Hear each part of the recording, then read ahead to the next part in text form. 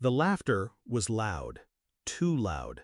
Not the kind that warms a room, sharp, brittle, with edges meant to cut. The screen behind the newlyweds flashed the words like a headline pulled from a cheap tabloid. Infertile, divorced, failure, high school dropout, low income, single. Glasses clinked. Someone whistled. My brother grinned at me, his arms slung lazily over his new bride's chair. "Don't laugh too much," he told the crowd. "He might cry." My mother sipped her wine without looking at me. My father chuckled. My wife's laugh was the loudest. "Just a joke, right?" she said, brushing my arm with a touch too casual. I didn't answer. My hand slid into my jacket, fingers curling around my phone. One word, sent to a single contact. Begin. The laughter didn't stop. Not yet. 6 months earlier, she had come home late. Hair, perfect. Perfume I didn't recognize. Smile, slightly too careful. "I was with Claire," she said. Claire, who doesn't exist. That was the first thread. I didn't pull it, just held it in my palm and waited. Then the phone calls. Always in the kitchen, away from me. Her voice dropped low, as if secrecy could soften guilt. I didn't accuse. Accusations give them a chance to lie. At my brother's engagement party, I saw it. Her hand brushing his eyes darting away a second too fast. They thought they were clever.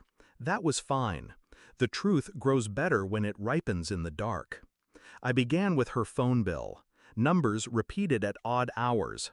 Cross-referenced with my brother's records. Same frequency, same times. Then the hotel receipts. Booked under his name, paid in cash. I didn't confront her. I smiled at breakfast, kissed her cheek before work, made her coffee just the way she liked it. The DNA test was almost too easy. My brother had been sloppy, leaving his toothbrush at our parents' house. Hers was in the bathroom. I had mine. 3 swabs. 3 samples. 2 matched. Not the way they should have. The last confirmation came in the form of a photo. Her, in his apartment, wearing the necklace I had given her for our anniversary. I kept it all organized. A neat folder on my phone, one on my laptop, a printed version in a safe deposit box. The thing about betrayal is that it teaches you patience. The results arrived a week before the wedding. I didn't open the envelope right away. I poured a drink first, let the glass sweat in my hand. When I finally read it, there was no rush of emotion, just quiet. They weren't careful enough. My wife, my brother. They shared too much of the same DNA in places it didn't belong. I saw them both the night before the wedding.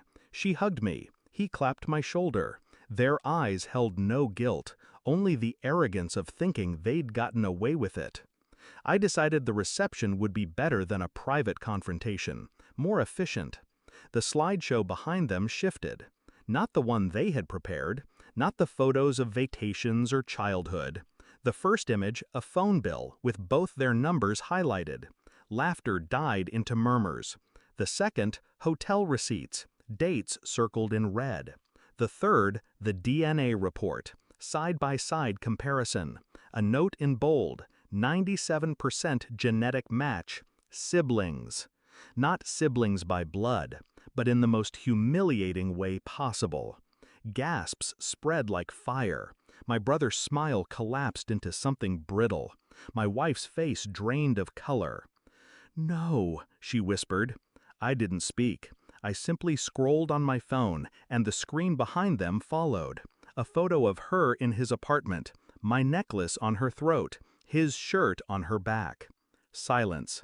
I stood, adjusted my jacket, and walked past their table without looking at either of them. I didn't stay to watch the fallout.